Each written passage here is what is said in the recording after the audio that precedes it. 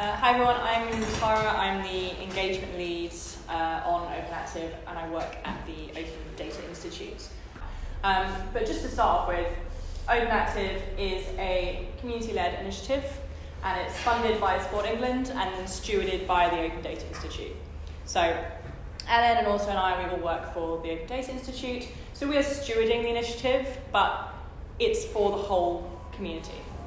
So we are trying to empower people to get it started, get it moving, and help it to become a sustainable product for everyone. I haven't used this clicker yet, so let's see if I can figure out how to use it. Yay, great. So this is just a diagram that we created at the Open Data Institute to explain what open data is. So you'll see we go from closed data to shared data to open data. Now, not everything should be open data. We work for the Open Data Institute. We don't advocate that absolutely everything should be opened up. Some things should remain closed. They're confidential. They're private. Not everyone should have access to them. So you'll be talking things, employment contracts and policies. There'll be some data that other people need to know, needs to be more shared, but you definitely don't want everyone, Joe Blob on the street, knowing of this stuff, details on your driving license, medical research, and so on. And then there's data that has public access, so people can see this data, but they can't necessarily use it themselves in their own things. So you'll have a license on that data that limits the use of it, something like a Twitter feed. And then we have data that anyone can use. So this will be something that has an open license on it, so anyone can use that data. It might be that that data needs to be attributed back to whoever created or published that data, but it's something that's for everyone, and it should be shared as openly as possible. Something like a bus timetable. So I know we've got a number of activity providers in the room, and before we get started, these are some of the benefits that we think Open Active can bring to you as activity providers and the work that you guys do. So Open Active can increase the reach of your activities. It's free marketing, essentially. It allows you greater access to innovative solutions, so other people who are doing great things, building different activity finders, building different apps and so on. It gives you reach to those and access to those innovative solutions that might have been more challenging otherwise.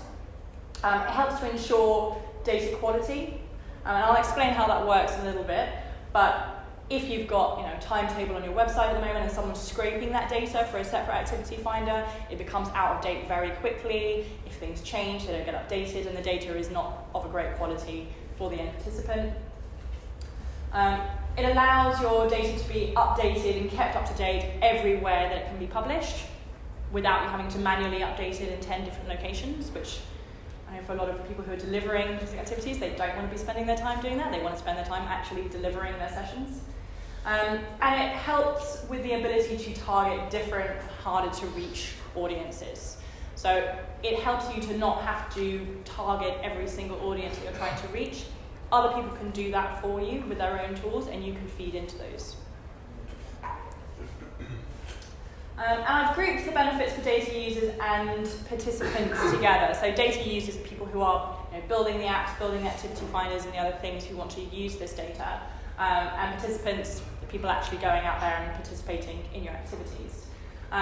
So what we're trying to get to is easy access to information, smooth and clean online booking and services, new innovative solutions, rewards and incentives, relevant information for what you're actually interested in, personalised experiences depending where you want to go and look for that data, tailored and relevant offers, and real-time response to the feedback and trends for the data users. So why are we doing this in the first place? We know that behaviour change is hard. We know that getting inactive people to become physically active is difficult.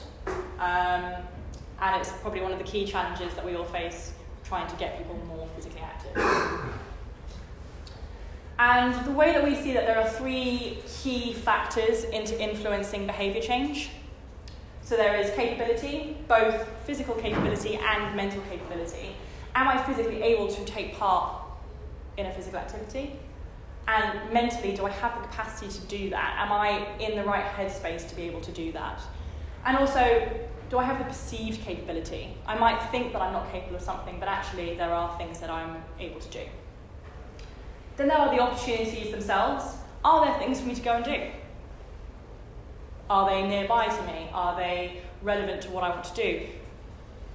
Am I aware of those opportunities? So not just the actual opportunities, but the actual perceived opportunities as well. And then there's the motivation side, which is obviously one of the most challenging aspects of this. Why do I want to do an activity? Why would I do this activity instead of going to the cinema or putting on Netflix or getting a takeaway in or anything else, within the whole leisure market that's available to me? And all three of those things have an influence on someone's behaviour and affecting behaviour change for different people.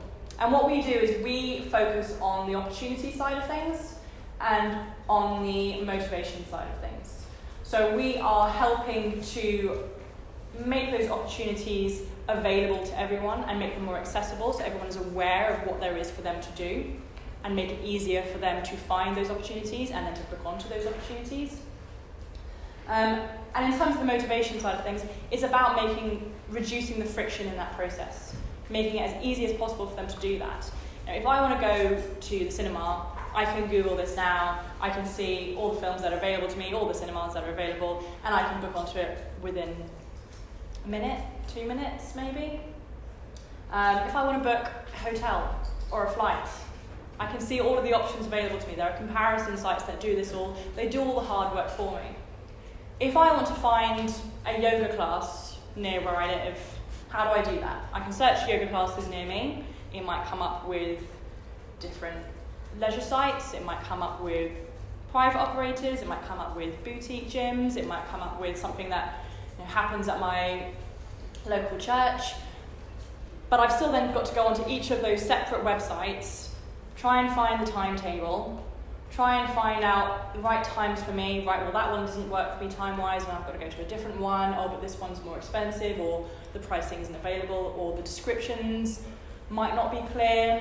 It's not clear to me if this is right for me, what I want to do. Am I an advanced yogi, or am I completely new to this and I can't touch my toes? You don't know.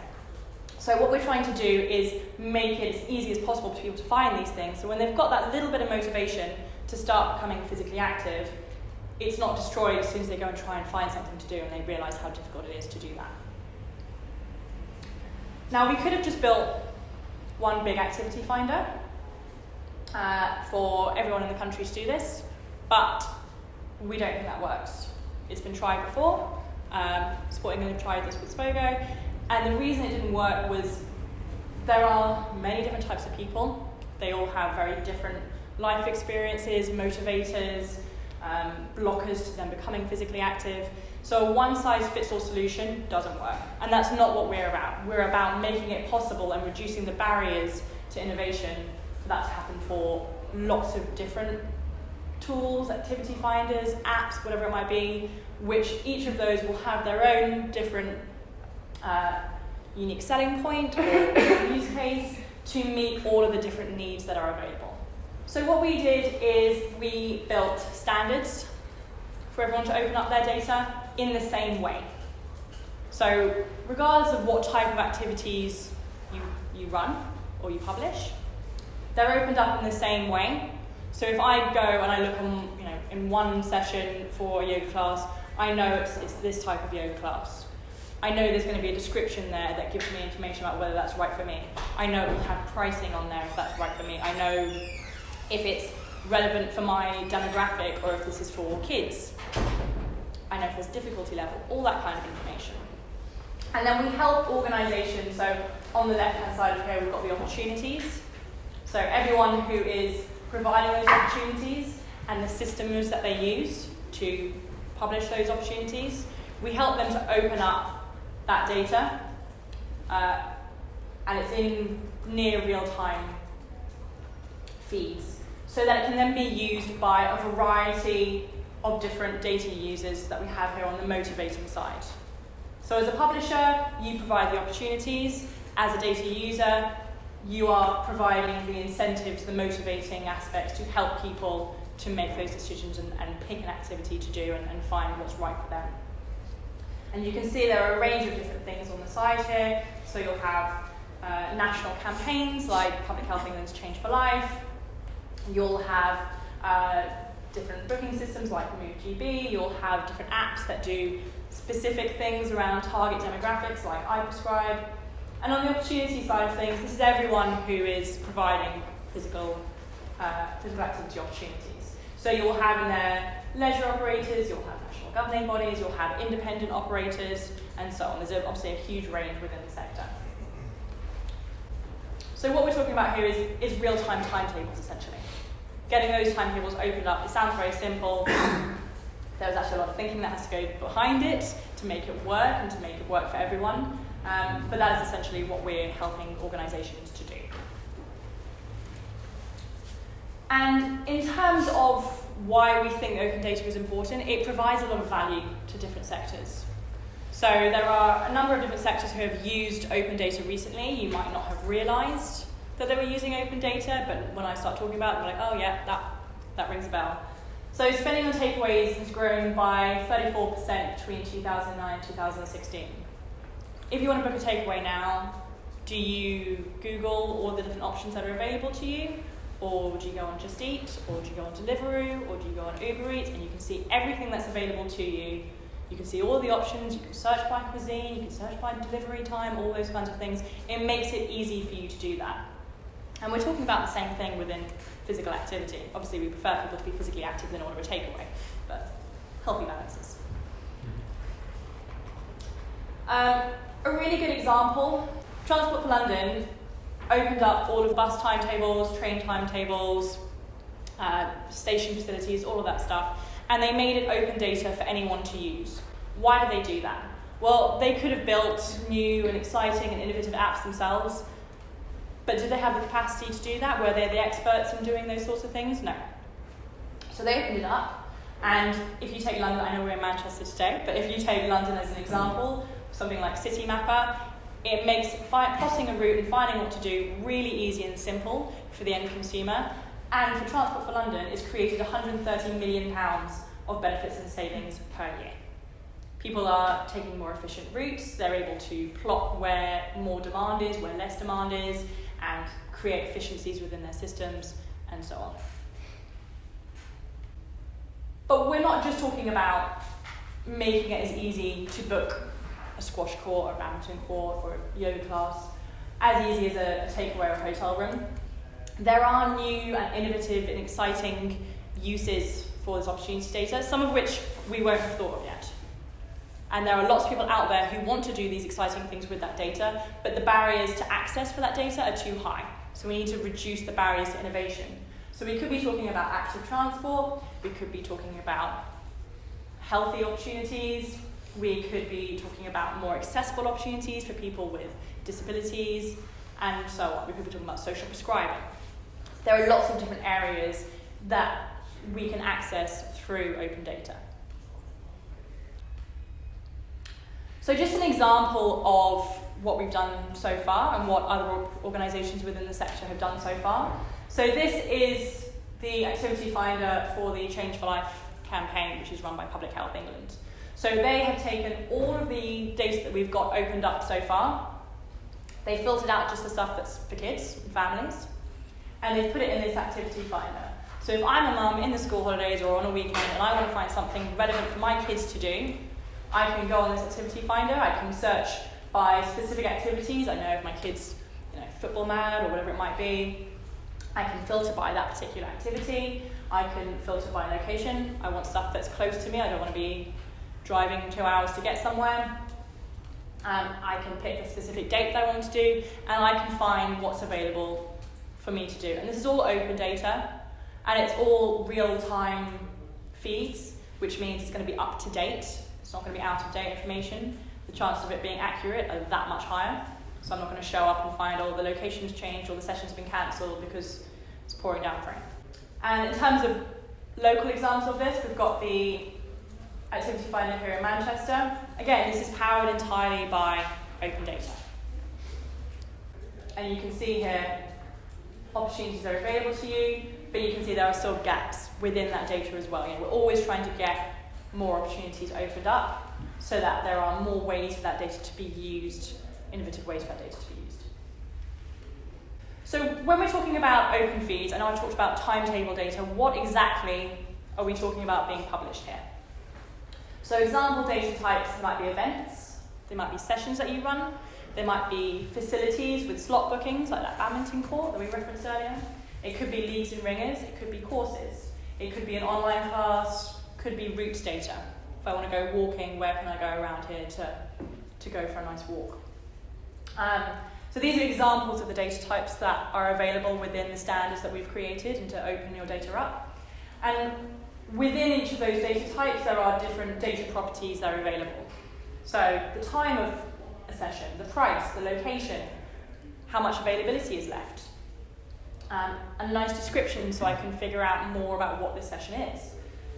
Images to help me decide if this is right for me or to help inspire me to do something. Gender restrictions, age ranges, difficulty levels. This is not an exhaustive list on the screen, but these are examples. Some of these will be mandatory. You need to know the time of the session, for example. You need to know if there's a cost involved or not. Some of these will be optional because not every activity provider will have all of these details available. And just to be clear, because a lot of people think that we are building an open active app or an activity finder here. We're not. We are creating the functionality and facilitating others to do this. So this is a snapshot from our status page on our website, and it's essentially a directory of all the feeds that have been opened up so far. So if I'm a new data user, I can go on there and I can say, oh, I would quite like some information from British Triathlon or EMD or England Athletics or whoever it might be. Or if things are missing, I can say, oh, I really want data from them, but they haven't opened it up yet. Can I speak to them about opening that data? Or if I don't know anyone from there, can they speak to us about getting that data opened up? And this data is available for anyone to use. So it's opened up with an open license. Anyone can use this opportunity data as long as they attribute it back to the providers of that data. So I can publish all of those British Triathlon sessions if I want to, as long as I say, this is a British Triathlon session. I'm not pretending that I'm putting on this session myself. And these are some of the organisations who are currently or about to start using open data. So we've got EMD UK, who have got a class finder for class-based activities. This Girl Can are building something to happen in January. You've got, I've obviously referenced Change for Life already. Parasport are taking in opportunities that are specifically suitable for people with disabilities, and so on. So there's lots of different examples in here. So we've just got a few points on myth busting. So GDPR was muttered in the room a bit earlier on. So question, doesn't this risk sharing personal data? And the answer is no. Focus on OpenActive is opportunity data. We're not talking about personal data here. So this information that we're talking about opening up is already likely visible to the public. It's just not in an accessible format to be used in lots of different places. The only occasion really with open data where GDPR might come into play is if you wanted to publish the name of an instructor or a coach and contact details for that person depending on what type of session it is. In which case, if you are the ones opening up the data, it's making sure you have an agreement in place with those instructors and coaches that they're comfortable to do that. If they're not comfortable to do that, you don't open up that area of information. Another question, are people putting their data into one big open active platform?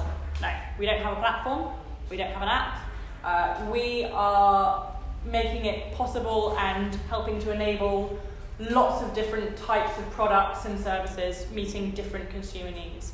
As I said earlier, this is not about a one-size-fits-all solution. There are lots of different types of people, demographics, needs, use cases, and we don't think that there is a one-size-fits-all solution for those people.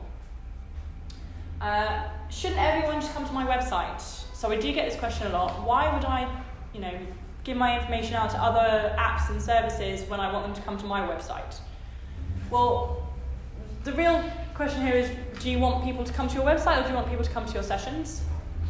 And the more places that that data can be found, the more likely you'll be able to reach different types of consumers. If they become a loyal customer or participant, chances are they will go to your website. They don't want to search through lots of different options if they know what they want. But if they've not heard of you before, they're not going to know to go to your website. If I publish my data, I won't have control over it, or people might pretend to be me. So as I mentioned earlier, this data has an open data license against it. So it means anyone can use this data, but they have to attribute it back to you. They can't say, I'm running these sessions, when in fact it's the FA or British Triathlon running these sessions. So the open data license expressly forbids third parties from imitating you or claiming to be your company. So this is a very simple slide on how to open your data.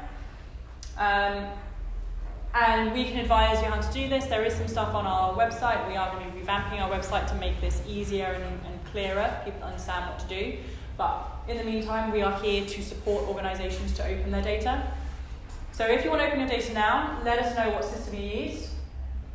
And it could be really simple, say, oh yeah, that system's already built the functionality. Go tell your relationship manager at that system, I want to open my data. And in most cases for those systems, you tick the box.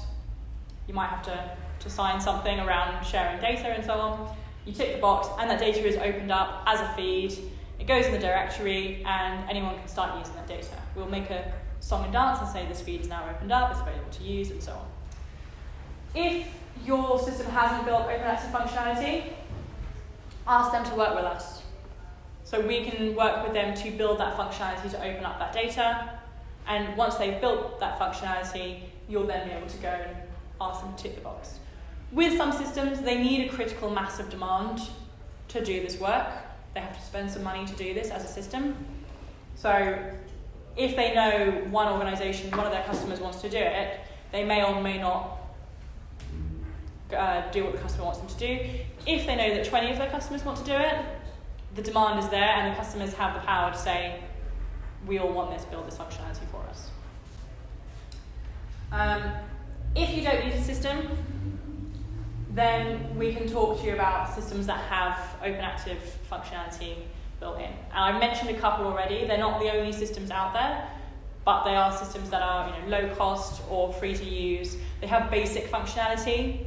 So they let you literally put your data in there and it opens it up for you with open sessions. And it makes it possible for those sessions to be shared in all those different places. If you want a bit more functionality, then you'll have to pay a little bit for those systems, obviously, because they're providing that functionality for you. It depends what you as an activity provider or the activity providers you're speaking to as an influencer and as an aid to the sector. It depends what they want to be able to do, which systems they should use. So I just want to talk to you guys quickly about Roots data, because I know a number of the organisations in here, Roots is relevant, and it's also a new bit of functionality that we've built.